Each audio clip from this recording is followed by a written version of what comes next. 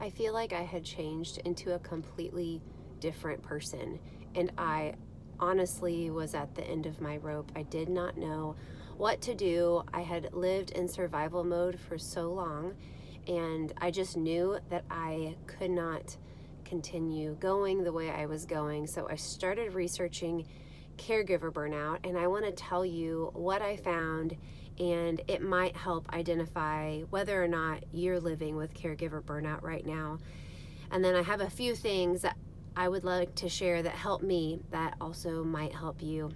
Hi, my name is Heather Sweetman. I am so glad you're here. I am a mama of 4 living in the city of Chicago. Our youngest kiddo has special needs, quadriplegic spastic cerebral palsy, and I am here on YouTube to make the videos that I was searching for when we started out on our special needs journey.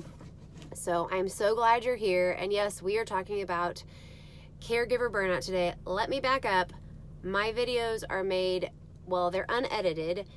Also, I make them while driving around in my car, running errands while my daughter is at therapy. So if the driving makes you feel a little sick, just put the phone down and listen to me like a podcast.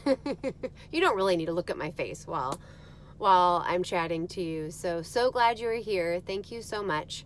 I thought it would be helpful to go through the symptoms of caregiver burnout.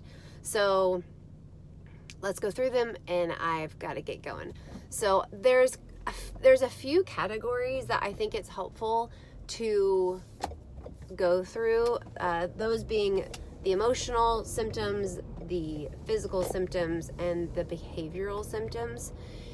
And I've got to tell you, when my husband and I first came across this list, I did not have, well, I think I had all of them but one. So you can have caregiver burnout without having every single one of these symptoms. So I'm going to try to move this so you guys aren't seeing so much of that. Well, I was talking about the movement in the background. Anyway, I don't want to make you sick, but again, I guess you can heed my advice from earlier and just listen to me and not watch me. Okay, the first category of kind of emotional symptoms that you might be experiencing is just this sense of being constantly overwhelmed or constantly anxious or worried, just not ever feeling like you can fully relax. I know for me, I experienced, I would say, I was about to say a low level of anxiety, but I would probably classify it as a mid-level of anxiety all the time. And then it would spike up into high anxiety during different points of the day, depending on what was going on. Sorry guys, this seems like super bumpy today. I'm not sure. Maybe my stand got knocked or something. So dealing with constant feelings of overwhelm, anxiety, worriedness, and increased irritability, frustration or anger. I know for me, I am like in my natural self, I'm a pretty happy-go-lucky, go with the flow, see the glass half full type of person. But during this season in my life, I felt completely hopeless, angry all the time, which really scared me. I felt like I didn't know who I was. I felt like I didn't know how to relate to myself, trust myself. You know, it almost not, I was about to say it's like an out-of-body experience. It wasn't like that. I just really didn't know. I didn't trust myself, and I felt so out of my depth. I'd always avoided, I'm a person who tends to avoid conflict naturally. I feel like I'm working on growing on that, moving towards the conflict, embracing the conflict. And,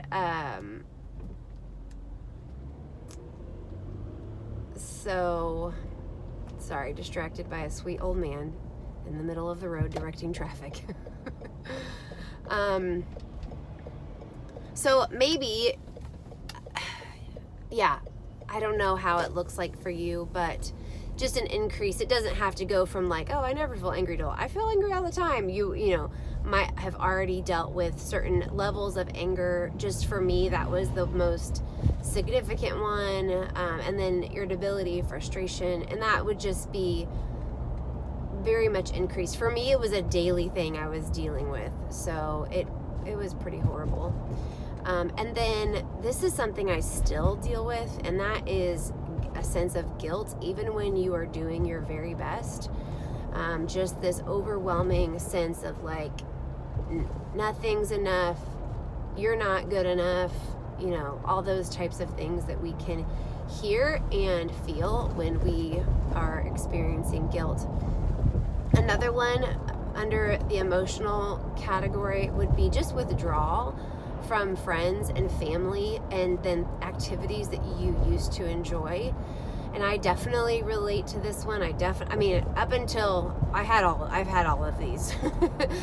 And there will be, if you are a caregiver, if you have a special needs kiddo or a special needs sibling or relative that you are the primary caregiver for, I think there is a natural withdrawal in the sense that your brain and body are physically being taken up by another human being. Like everything that is required of my body is now also required of my body to do for another person's body. And then more oftentimes, feeding and well, we feed ourselves. Like, I'm thinking things like feeding tubes or changing diapers or that kind of thing. So I don't only have to shower my own body, I have to shower this other person's body. I only have to feed myself, I have to feed this other person. And it's not like the, 0 to 6 month time frame. It's like their whole life. It's now I have to wipe my butt and I have to wipe this other person's butt. And so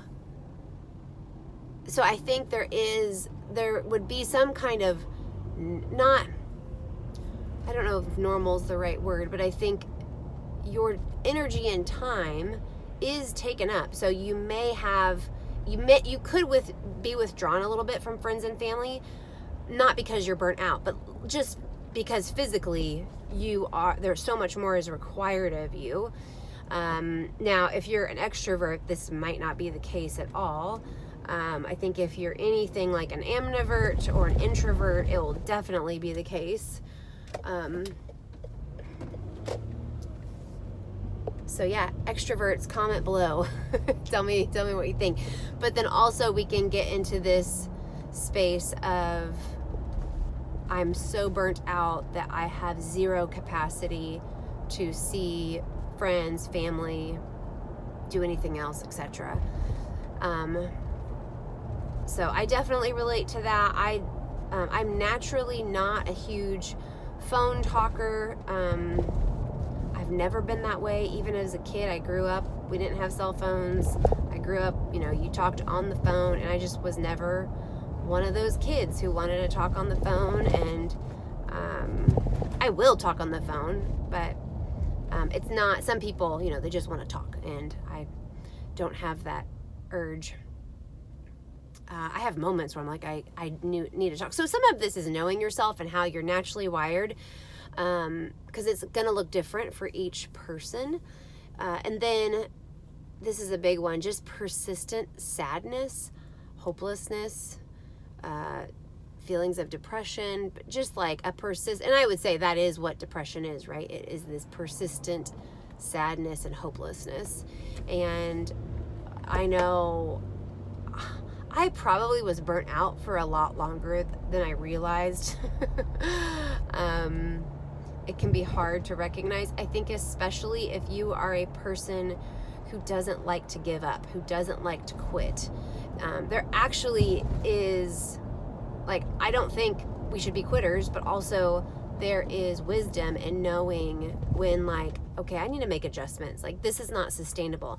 I'd be the type of person who would just be like, I just have to keep doing this forever. And I wouldn't see I see it now, but I think I would think, oh, this is unhealthy and this is not a way to live, but I wouldn't be able to think about like, okay, what are the solutions, or who can I get involved, or whatever. And some of it is going to depend on your support system and the family you have around. We don't have any, our closest family is about 5.5 hours away. And for being 5.5 hours away, the grandparents are super involved, and they adore Finley and help out where they can. But I, like, all the moms that I have talked to and met at Finley's therapy clinic, they all live like down the street, next door, at least in the same getting to mom and dad quickly. Like, there is, like, families moving closer to have a support system. Now, I know, especially from the comments that y'all have left, that there are definitely people who literally have no one. So I just want to say, my heart goes out to you. If you are a caregiver and you have literally no one, you are often in my thoughts and prayers. There's a couple of people who have commented like, I am completely on my own, and man, I just pray God's grace and strength over you, because I have done this with a very involved husband and older kids who can help. We haven't had, family who live in town, but we have had our immediate family has been very supportive. And so God bless you and keep you, and may He give you grace and strength today if you are just on your own doing this. I do believe He has grace and strength for each one of us. Actually, a couple of people over the years have said to me, like, Heather, God has manna for you today. Like, He has what you need today to get through today. And on our own, we cannot do it on our own. But like, there's a story that I tell about this lady named Grace, and I saw her walking in the rain. I ran into her walking in the rain carrying a bunch of groceries. This is Chicago for you. And I had a horrible morning. Finley had just been screaming and crying, and I had taken her to therapy, and she screamed and cried the whole way home, and I was just like losing my mind. And as I was getting Finley out of the car, I saw Grace walking in this downpour with like just piles of groceries, and I'm getting my kid out of the car, and I go, Grace, how you doing? She's like, by the grace of God, we're gonna make it bit by bit, Heather. And I just was like, oh my gosh, I needed to hear that. Like, I don't have to think about 5 years from now, 10 years from now. I just need to be present in this moment and know that God has manna for me. So, slight sidetrack, but okay, the physical signs that you may be dealing with are just exhaustion. Put your hand in the air, wave it around. That's me. I'm not going to do that because I'm driving.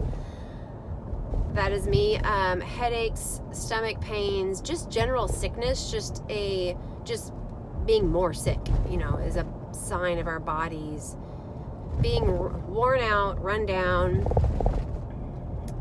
burned out. So, that's kind of a short list. But I would say, if you're having ongoing, persistent physical things going on, along with some of these emotional things going on, you very well might be burnt out.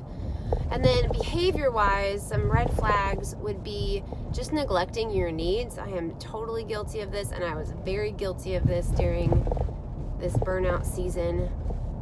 But, not showering, not getting dressed, not just things that we need to do, not putting on deodorant. I mean, just basic needs. What do you eat? Are you eating? Are you eating, but you're eating things that are going to make you feel awful, or are you putting good things into your body? just taking care of yourself.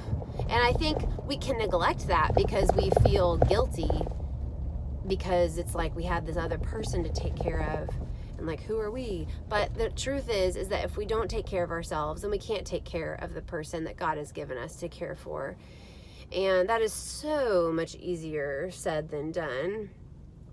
And also, let's just recognize that the gift of dry shampoo has made showering slightly less necessary. I was like, I'm not sure if dry shampoo is a blessing or a curse. So, anyway, a big one would be, are you using alcohol, food, medication, drugs to cope? Are you using those as coping mechanisms? I know for me, there was definitely a season where I was using alcohol to cope. I want to say it started during COVID, when day drinking was slightly more acceptable. And God really convicted me of that. But it went on for a good, I don't know. I'm so bad with time frames. I remember when I was coming out of that, I heard a very practical talk at a church leadership conference that we were at, and the guy doing the talk said, what did he say? He said, don't eat sugar or drink alcohol when you are stressed, tired, or sad. Like that. And I was just like, there is so much wisdom in that, because we're using those things to cope. If we are stressed, tired, and sad, and we're turning to sugar or alcohol, or I guess any of these things, medication, drugs. Obviously, drugs, let's just avoid those altogether. But there are things that are acceptable to do in small doses that are horrible if we are using them to cope. And they just exacerbate what we're already feeling. So alcohol, it feels good in the moment, like it kind of chills you out, but it then, over time, makes you feel more anxious and more stressed, and it is not helpful. Why are you beeping at me, car? So,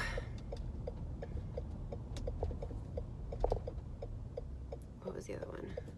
Oh, the other behavioral one is, are you having difficulty concentrating or making decisions? And I can still deal with this. I think there are so many decisions to make as a caregiver. If people were asking me questions, if people ask me, I think it's mainly my family. If they're asking me a question that they do not need the answer for me, I will often say, I just need you to make a decision on that. I just need you to decide. I mean, decision fatigue is real when you are caring for your own body and somebody else's body full time. It's like there are so many things that your brain has to decide upon, and it can just get overwhelming and exhausting. So I'm sure there are more than this. You can, just an easy Google search of caregiver burnout will give you probably more options, but this is a pretty good place to start. I would say if you are identifying with 6 or 7 of these, even 5, I'm trying to think what I'm identifying now, because I feel pretty well. I would say I feel maybe in a neutral spot, not necessarily bad, but not necessarily oh, I'm thriving. But I definitely deal with the guilt still. I feel like the last couple weeks I've been dealing with the persistent sadness and then the difficulty making decisions. Those would be my 3 right now. But when I was in this season, I think it was when Finley was about age 5 and she's 11 now.